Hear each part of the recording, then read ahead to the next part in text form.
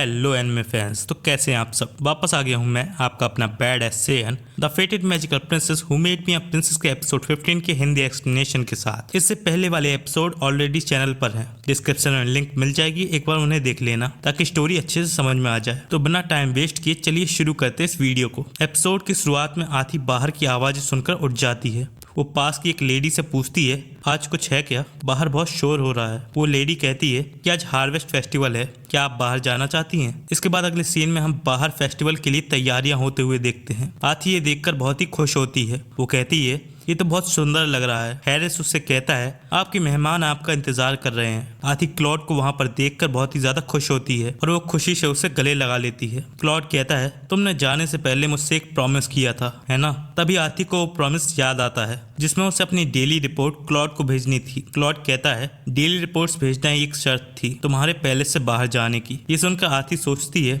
मेरे आने के बाद इतना कुछ हो गया कि मैं पापा को लेटर लिखना ही भूल गई। वो क्लॉड से कहती है शायद मैं भूल गई। आथी क्लॉड से पूछती है लेकिन आप यहाँ क्या कर रहे हैं। फेलिक्स कहता है आज फेस्टिवल है हार्वेस्ट सेलिब्रेट करने का और ये बहुत इंपॉर्टेंट दिन है। आज के दिन महाराज मैजिक ऑफ वेल स्प्रिंग पर एक रिचुअल परफॉर्म करते हैं। ये सुनकर आथी बहुत खुश होती है। क्लॉड कहता है इस बार तुम भी मेरा साथ दोगी। इसके बाद सभी लोग क्लॉड और प्रिंसेस को साथ में देखकर बहुत ही ज्यादा खुश होते हैं। हैरिस किंग क्लॉड और प्रिंसेस का सभी के सामने स्वागत करता है और वो कहता है आज की रिचुअल सेरेमनी ये दोनों परफॉर्म करेंगे। इस रिचुअल में उन्हें पहली फसल जो कि ऑक के लिए एक नई होप और अच्छी फसल का सिंबल माना जाता है उसे किंग क्लॉड और प्रिंसेस को मैजिक ऑफ वेल स्प्रिंग में चढ़ाने के लिए दिया जाता है। इसके बाद वो लोग मैजिक ऑफ वेल स्प्रिंग की ओर जाने लगते हैं। क्लॉड उससे रिबन के बारे में कहता है तो तुमने इसे पहना हुआ है। आथी कहती है ये मुझे बहुत अच्छा लग रहा था क्योंकि ये आपने दिया था इसलिए मैंने इसे पहन लिया। हैरिस उनसे कहता है कि हम इसके आगे नहीं जा सकते इसलिए इसके आगे का रास्ता आपको खुद ही तय करना पड़ेगा। इसके बाद क्लॉड और आथी आगे निकल जाते हैं और वो लोग उनका वहीं इंतजार करने के लिए रुक जाते हैं। इसके बाद अगले सीन में हम विजार्ड टावर के अंदर ल्यूकस को देखते हैं। वो कहता है मुझे नहीं पता था कि ब्लैक मैजिक का पीछा करते हुए मैं अपने ही टावर में पहुंच जाऊंगा। वो मिरर के सामने एनेस्थेसिस की करी हुई चीजों को देखने लगता है। वो कहता है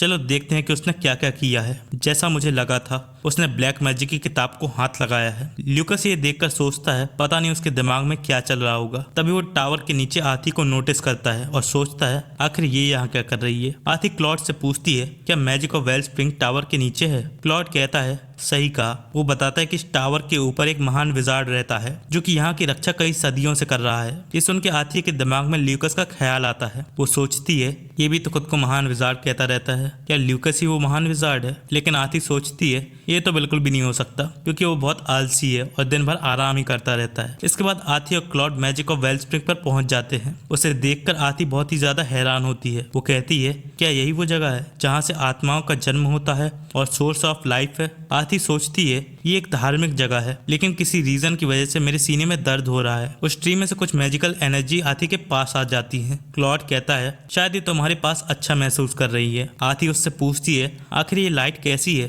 क्लॉड कहता है ये वो मैजिकल पावर है जो वेल स्प्रिंग से ओवरफ्लो हो रही है। यही वो मैजिक है जो सभी चीजों को एक साथ बनाए रखता है। क्लॉड उसे बताता है कि ये इंसानों के दिल को पढ़ता है और सच्चे दिल से की हुई प्रार्थनाओं का जवाब देता है। इसके बाद क्लॉड उसे रिचुअल परफॉर्म करके दिखाता है और आथी से कहता है तुम्हें भी ऐसे ही करना है। आथी वेल स्प्रिंग की ओर जाती है और जिस तरीके से क्लॉड ने रिचुअल परफॉर्म किया ठीक उसी तरीके से आथी भी रिचुअल परफॉर्म करती है और फसल के टुकड़े को चढ़ा देती है। लेकिन तभी उसके रिबन में जो ब्लैक मैजिक था उसे घेर लेता है। ये देखकर ल्यूकस और क्लॉड डर जाते हैं लेकिन तभी आथी को चक्कर आने लगते हैं और वो पानी के अंदर डूबने लगती है और ब्लू लोटस की जड़ें उसे पानी के अंदर खींचने लगती हैं। तभी क्लॉड भी पानी में कूद जाता है और अपने मैजिक से एक बबल क्रिएट करता है जिसके अंदर आथी सुरक्षित होती है। वो बाहर निकलने की कोशिश करते हैं लेकिन तभी ब्लू लोटस की जड़ें उसकी बैरियर को तोड़ने की कोशिश करते हैं और आथी को बचाने के लिए क्लॉड उसे अलग कर देता है और खुद उसमें कैद हो जाता है। इसके बाद अगले सीन में हम देखते हैं कि आथी बेहोश होती है और ल्यूकस उसे जगा रहा होता है। वो जैसे ही उठती है वो ल्यूकस को देखती है और उससे पूछती है कि तुम यहाँ क्या कर रहे हो। ल्यूकस कहता है मुझे पता था कि तुम खतरे में हो इसलिए मैं यहाँ आ गया। आथी उसे ब्लू लोटस और क्लॉड के बारे में बताने की कोशिश करती है लेकिन तभी ल्यूकस उसके रिबन को नोटिस कर लेता है और उसे बताता है कि इसके अंदर ब्लैक मैजिक है जिसकी वजह से वो ब्लू लोटस एक मॉन्स्टर की तरह रिएक्ट कर रहे थे और इसीलिए उन्होंने तुम पर हमला किया। आथी उससे पूछती है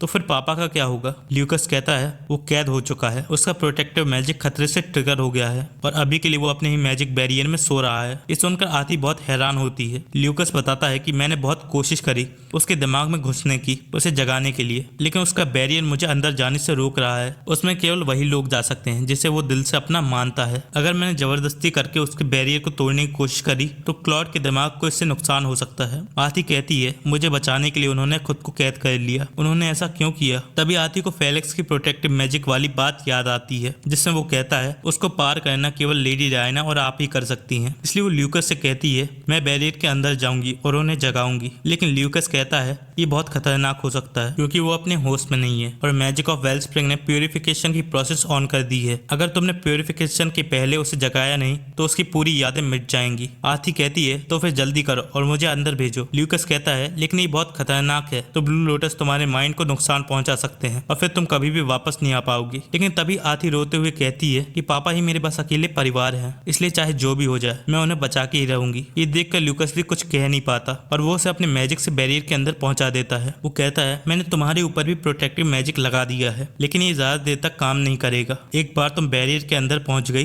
तो मैं तुम्हें उसके माइंड के अंदर तक पहुंचा दूंगा, इसलिए प्यूरिफिकेशन से पहले ही आ जाना। इसके बाद आती बैरियर के अंदर घुस जाती है और वो क्लॉड के माइंड में घुस जाती है और उसकी यादें देखने लगती हैं। ल्यूकस कहता है मेरी बात ध्यान से सुनो, तुम्हें उसे जगाने के लिए उसकी सबसे गहरी यादों को ढूंढना पड़ेगा जो कि उसकी बहुत ही भीतरी दिमाग में होगी। इसके बाद आती एक एक करके उसकी सभी यादों को देखने लगती है। पहली याद में वो हार्वेस्ट फेस्टिवल की याद को देखती है और उसमें घुसने की कोशिश करती है। वो देखती है कि ये वही टाइम है जिसे मॉम और डैड पहली बार मिले थे। तभी हम लेडी डायना को डांस करते हुए देखते हैं जिसे प्रिंस क्लॉड भी देख रहे होते हैं और आती भी उसी याद को देख रही होती है। क्लॉड उसकी सुंदरता को देखकर हैरान होता है और लेडी डायना उसे अपना नाम बताती है। तभी आती उसे जगाने के लिए आगे बढ़ने लगती है, लेकिन वो इस सपने से बाहर निकल जाती है और बाकी के सपने उसे दिखने लगते हैं जिसमें क्लॉड के भीतरी दिमाग में सिर्फ और सिर्फ लेडी डायना और उसकी यादें होती हैं। ये देखकर आती सोचती है पापा के दिमाग में मॉम की बहुत सारी यादें हैं, लेकिन उन्होंने मेरे सामने कभी भी उनका जिक्र नहीं किया। तभी आती एक और याद को देखती है जिसमें क्लॉड लेडी डायना को इस बच्चे को जन्म देने के लिए मना करता है। लेडी डायना कहती है लेकिन ये हमारा बच्चा है। क्लॉड उससे कहता है तुम मेरे लिए किसी भी बच्चे से ज्यादा इंपॉर्टेंट हो। अगर तुमने इसे जन्म दिया तो ये तुम्हारी सारी एनर्जी को छीन लेगा और इससे तुम ज्यादा दिन तक जिंदा नहीं रह पाओगी। ये सुनकर लेडी डायना भी रोने लगती है। क्लॉड कहता है चाहे कुछ भी हो जाए लेकिन मैं तुम्हें नहीं खोना चाहता। लेडी डायना कहती है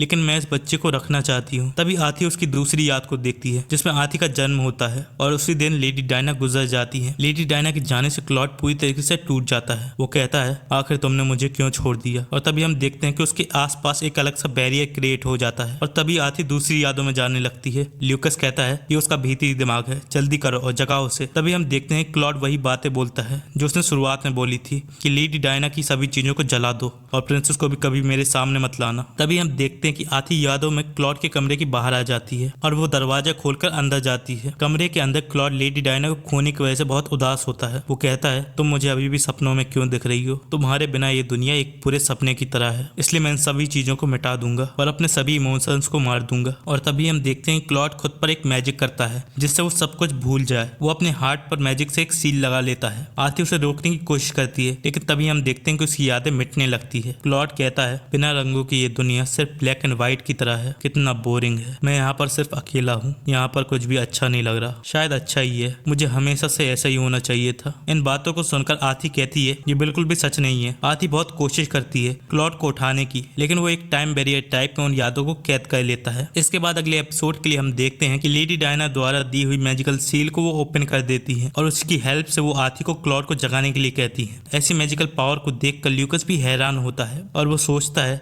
क्या उसकी सील टूट चुकी है। और इसी के साथ ये एपिसोड यहाँ एंड हो जाता है। तो दोस्तों ये था the फेटेड magical princess who made me a princess का हिंदी एक्सप्लेनेशन। आप लोग को ये एपिसोड कैसा लगा कमेंट में जरूर बताना। और अगर आपको ये वीडियो पसंद आई तो वीडियो को लाइक करना, चैनल को सब्सक्राइब करना। तब तक के लिए आप लोग से मिलता हूँ अगले वीडियो।